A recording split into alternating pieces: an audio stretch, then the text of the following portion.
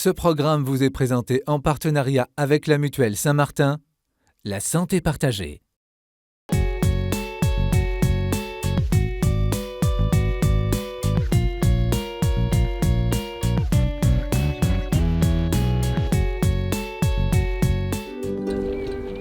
Sous ce beau soleil d'hiver, c'est l'heure de la promenade pour Bertrand, Dorothée et Ambroise, leur enfant de 11 mois. Sans oublier celui ou peut-être celle que l'on ne voit pas encore. Mon chéri, regarde le ventre de maman. À l'intérieur, il y a un petit frère et une petite sœur qui arrivent en mars prochain. Une joie pour ce couple de quadragénaires mariés sur le tard. Et pourtant, quand ils apprennent la deuxième grossesse de Dorothée, ils sont encore sous le choc d'une nouvelle bien moins heureuse. J'étais au bureau et comme beaucoup de gens qui se font licencier, on est convoqués. Et puis d'une minute à l'autre, on se retrouve avec la nouvelle, voilà, ça va, on ne va pas continuer. Et puis très peu de temps après, on a appris que mon épouse était enceinte et donc on attendait un deuxième bébé. Naturellement, c'est une joie immense et qui s'empare de nous, bien sûr, c'est extraordinaire. Et juste après, la menace de la peur de se dire comment est-ce qu'on va faire face à cette situation. Retour à l'appartement que le couple occupe au Chesnay, en banlieue parisienne. Et il y a des bouches à nourrir. C'est l'heure du biberon avant la sieste. C'est très chronométré, on va dire, un bébé. Mon chéri, on va prendre le biberon ? Pour le moment, la petite famille s'en sort avec le chômage de Bertrand, quelques économies et la voiture qu'ils viennent de vendre. Pas facile à vivre au quotidien, mais pour Bertrand, les priorités doivent être remises à leur juste place. On s'en veut à soi-même de ne pas être là où on devrait, c'est-à-dire en poste, en train de travailler, trivialement en train de faire rentrer de l'argent. Pourquoi ? Pour payer des couches, des biberons, etc. Mais en même temps, le chemin le plus important, c'est le chemin qui nous mène vers la naissance de ce bébé.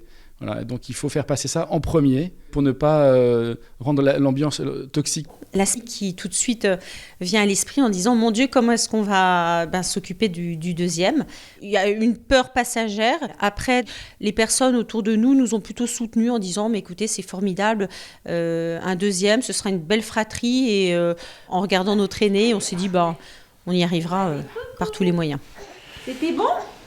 Bertrand et Dorothée ont aussi une recette bien à eux pour ne pas laisser les préoccupations et les angoisses l'emporter. Vous vous êtes allongé à côté de votre épouse et puis vous entendez un soupir de volupté de votre fils à côté qui est en train de s'endormir ou qui est en train de gazouiller.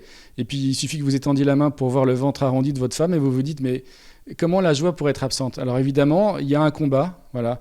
Mais je ne combats pas l'anxiété par 12 000 moyens. Il faut être joyeux d'office et le reste suit.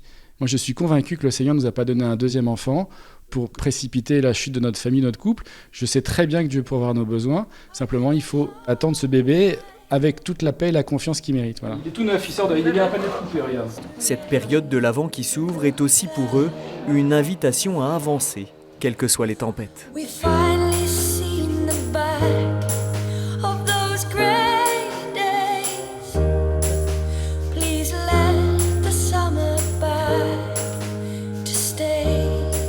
Le pape François, dans Amoris Laetitia, il insiste beaucoup sur la joie, que jamais la maman ne se laisse voler la joie de porter la vie, qu'aucune circonstance, qu'aucune intervention extérieure ne puisse troubler la joie essentielle qui est celle de porter la vie.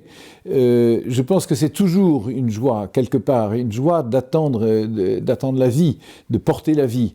Et en même temps, c'est sûr qu'il peut y avoir une certaine forme d'angoisse, parce que la vie en quelque manière, elle s'impose, elle m'est donnée, mais elle s'impose. C'est-à-dire, tout d'un coup, elle prend le dessus. Il y a quelque chose qui nous dérange quand même, à la fois qui est un don qu'on reçoit, et à la fois quelque chose qui nous dérange. Surtout quand, par exemple, il peut y avoir une circonstance de chômage ou de maladie, il peut y avoir est-ce que je vais assumer ? Est-ce qu'on va pouvoir assumer ? Comment est-ce qu'on va vivre ça ? Mais la joie n'est pas du tout incompatible avec les difficultés. La joie n'est jamais incompatible avec la douleur, avec la souffrance même.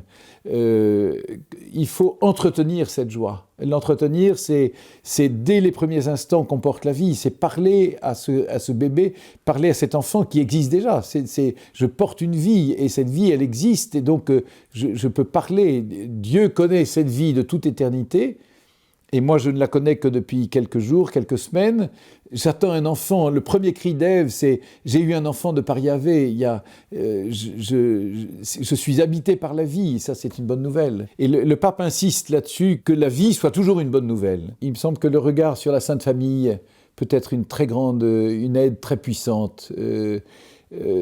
Joseph et Marie qui ont attendu cet enfant dans des circonstances tellement extraordinaires, avec des moments qui ont complètement bouleversé leur existence et qui dépassaient complètement ce qui était raisonnable. Marie n'a jamais perdu cette sérénité parce qu'elle est tout entière perdue dans la confiance en Dieu et elle sait que Dieu conduit toutes choses.